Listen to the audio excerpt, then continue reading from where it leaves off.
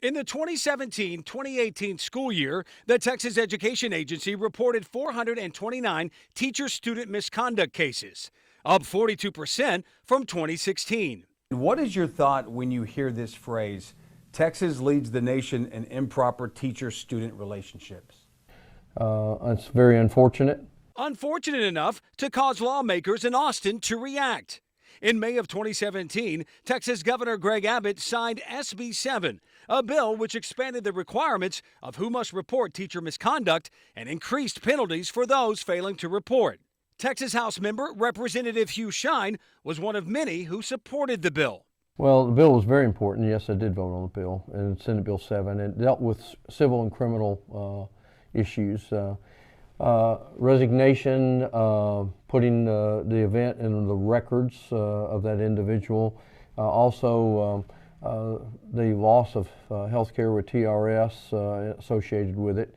And just covered the civil side and the criminal side of that as well. That was a very important piece of legislation that we passed. The bill was supposed to stop school administrators from moving abusive teachers out of their school districts and shuffling them to other districts. 25 Investigates informed Representative Shine that in May of this year, we asked 25 Central Texas school districts how often in the last 5 years were serious allegations of a teacher having an inappropriate sexual relationship with a student or fellow teacher employee investigated. 21 schools answered, and there were 16 cases. Superintendents should be reviewing those records thoroughly, no question about it. And they don't need to be hiring teachers that have slipped in through the cracks. And that's the reason the follow-up legislation was passed. One Central Texas superintendent who allowed a teacher with known misconduct to slip through the cracks was Wesley Holt of Conley ISD.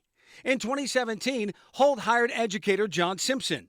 As we've documented in numerous stories, before Simpson stepped foot on Conley Junior High's campus, he was investigated by the FBI for inappropriate behavior with a student at Ennis ISD and was suspended by the district for inappropriate behavior with a student.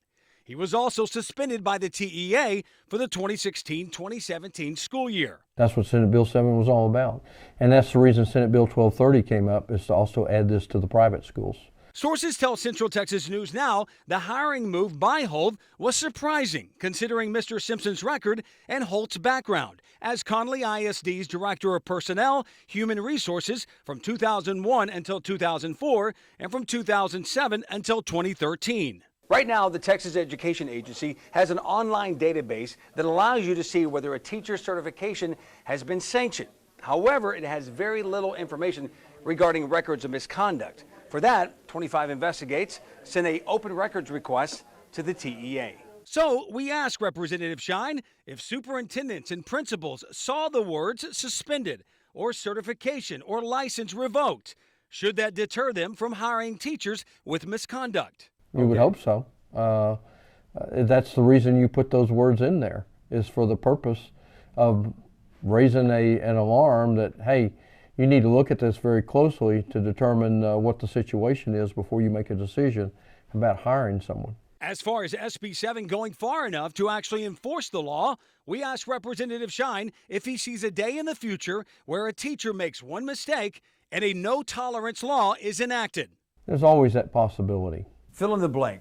Nothing is going to stop or highly deter teacher-student misconduct except... I'm not sure how I would answer that. I mean, you've got, people need to be, you have to have dignity, integrity, and respect when you're in a professional position. And if you don't have that, then you are subject to having some issues or problems that you're going to end up dealing with down the road.